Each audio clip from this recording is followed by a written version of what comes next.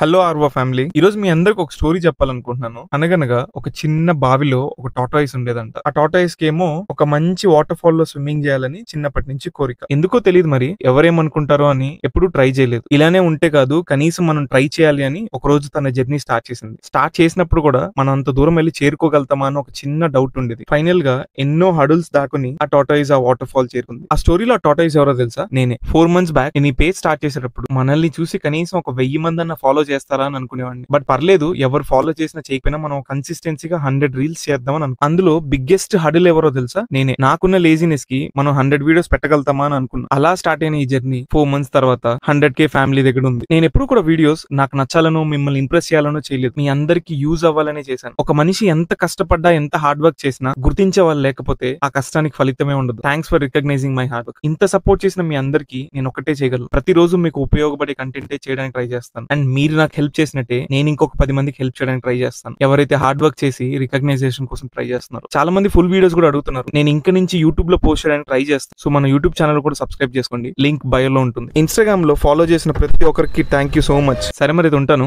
Bye.